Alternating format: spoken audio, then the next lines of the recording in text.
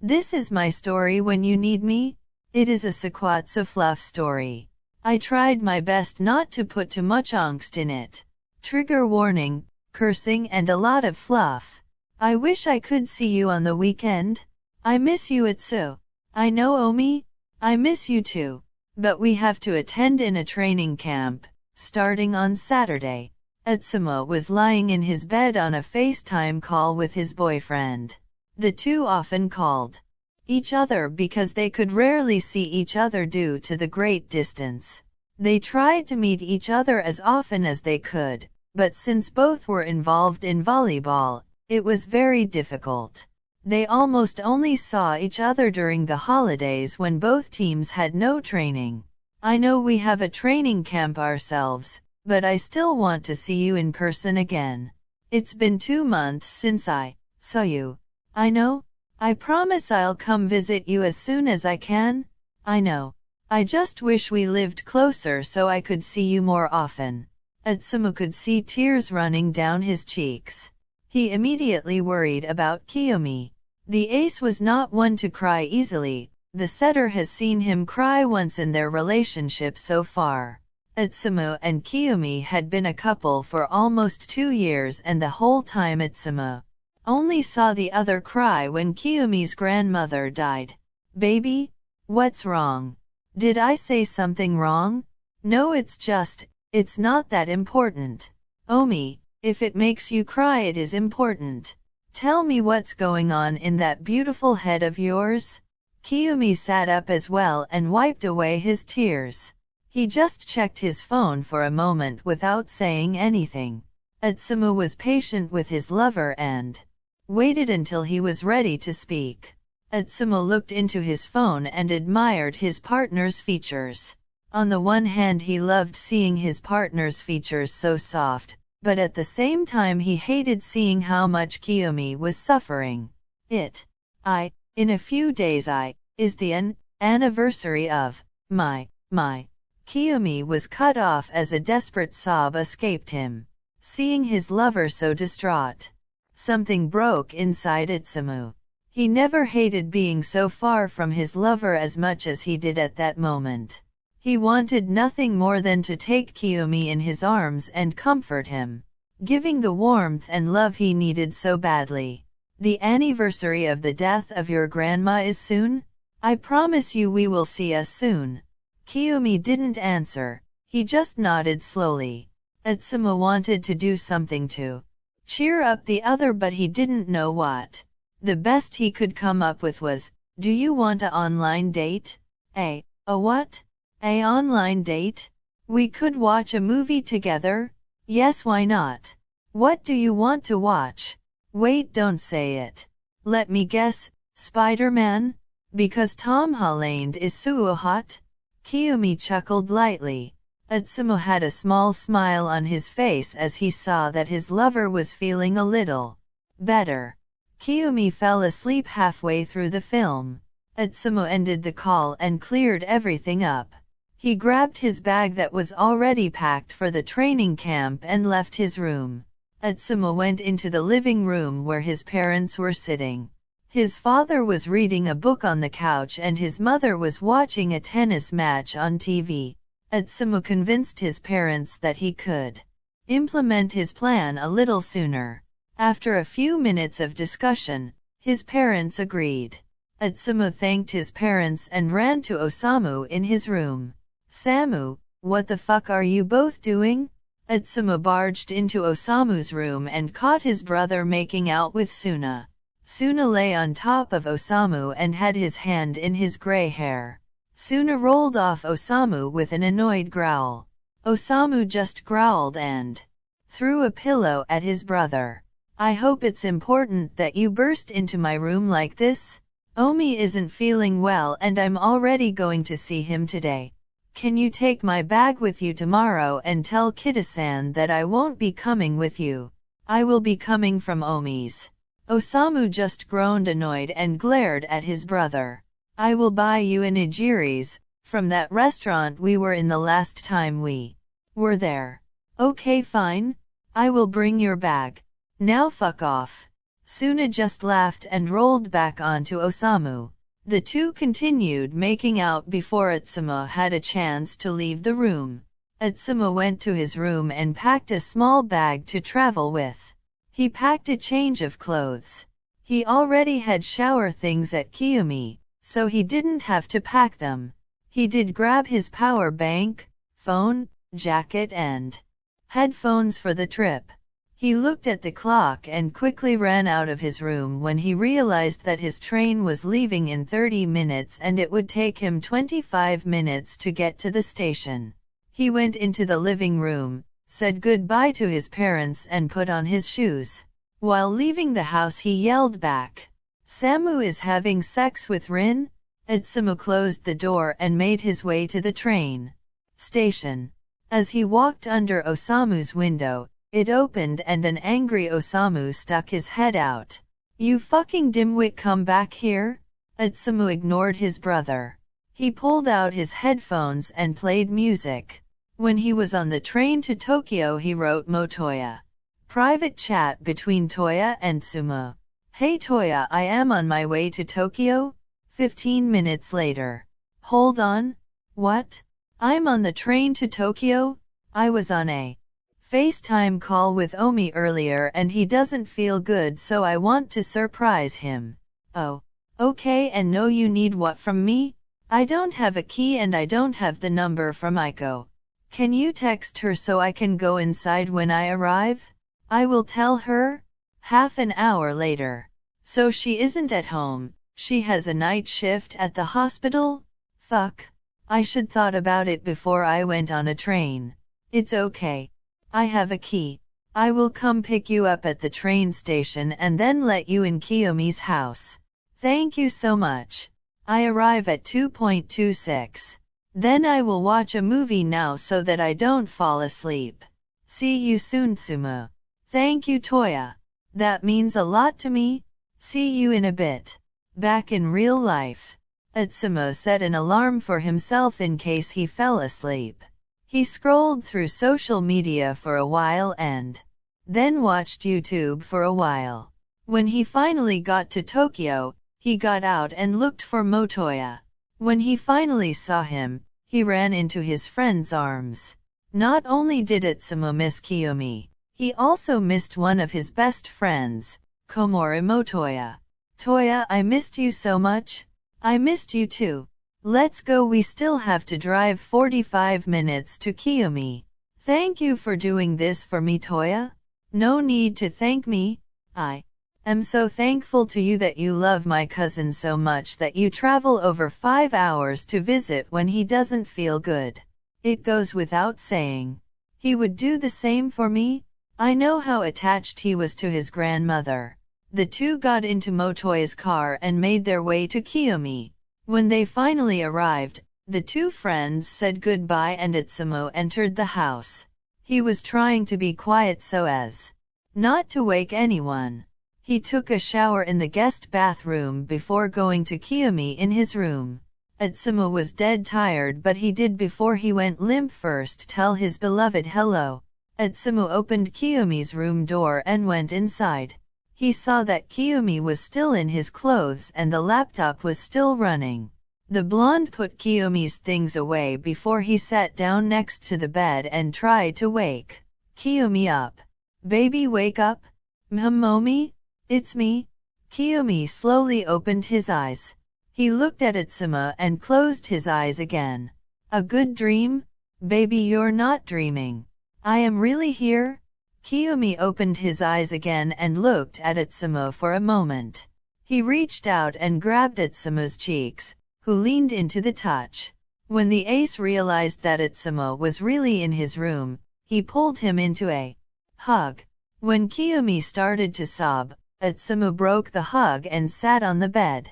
He took Kiyomi in his arms again and gently stroked his back. "Shhhhh. It's okay, baby, I'm here. Everything will be fine. You came just for me?" "Of course. I love you and I will always be there for you when you need me. Do you want to talk about what happened? Can we sleep first? I will tell you everything in the morning." "Okay. I love you, Omi Omi." Good night. Good night, Etsu. Etsumo lay down and quickly fell limp into a deep slumber. Kiyomi stayed awake for a while, admiring his lover beside him. His heart felt so much lighter with Etsumo by his side. After a while he too fell into a deep sleep. When Kiyomi woke up he thought for a moment that he had only dreamed that Etsumo had surprised him in the middle of the night. A small smile spread on his face at the thought of his loved one. When he felt something next to him, he startled slightly. He sat up and looked at the person lying next to him. He looked at the sleeping Etsumo lying peacefully next to him. Morning, my love? Kiyomi only whispered these words. He wanted to let Etsumo sleep a little longer. He knew how exhausted the setter must be after his night's journey. Etsumo turned around and lay in Kiyomi's lap. He wrapped his arms around his beloved's waist.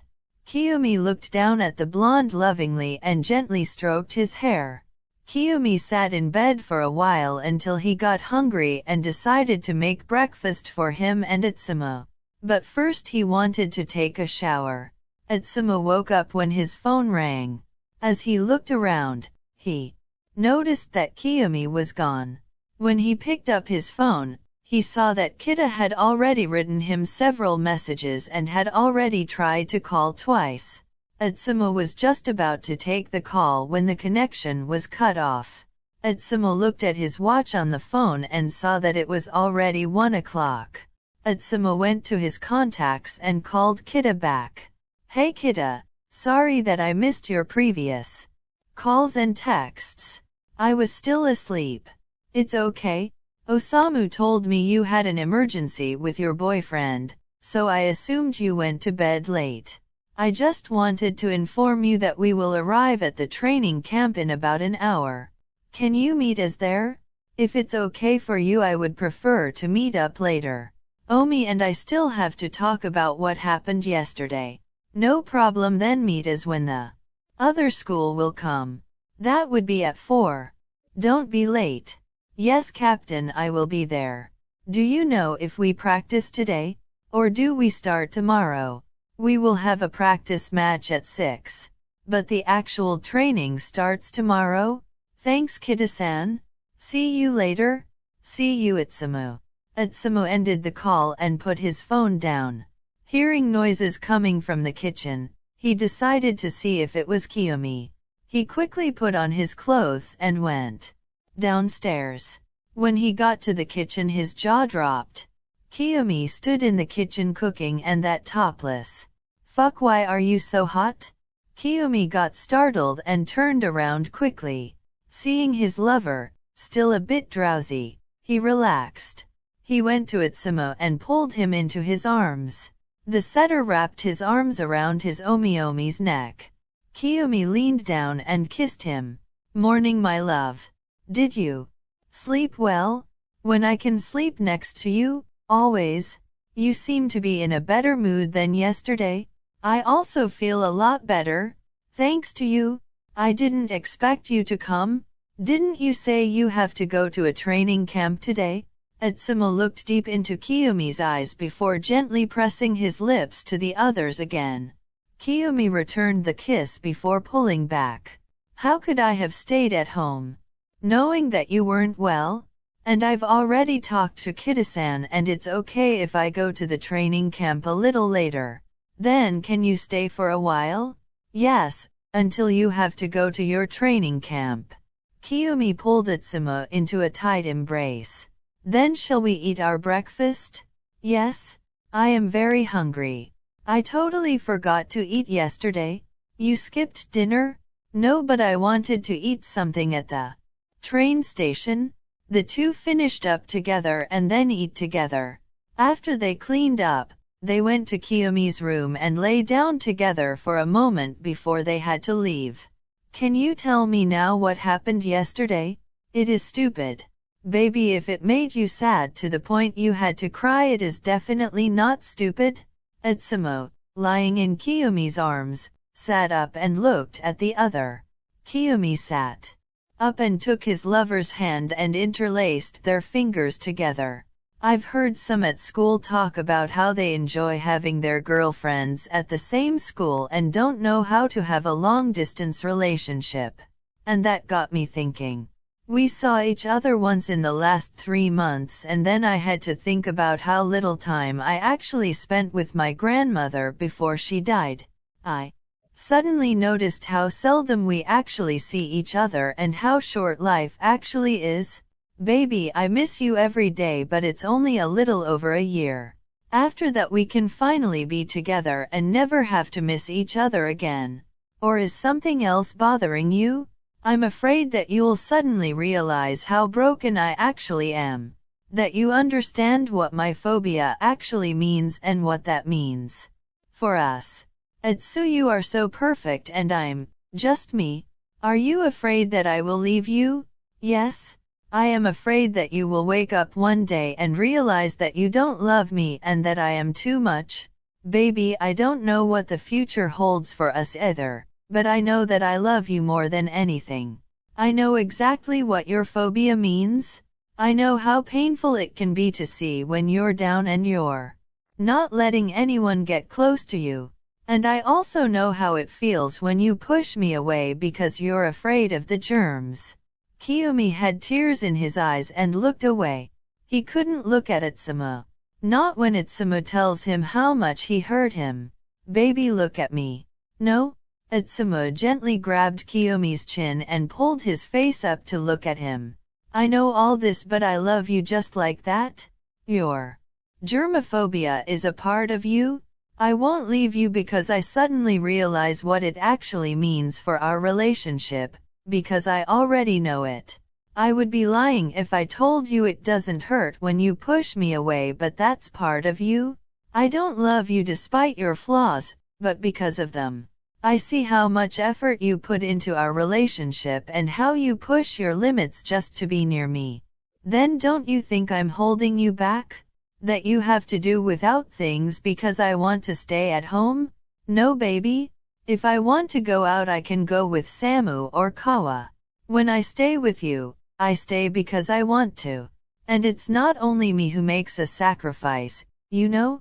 I see how you leave your comfort zone to go out with me. I love you, Omi.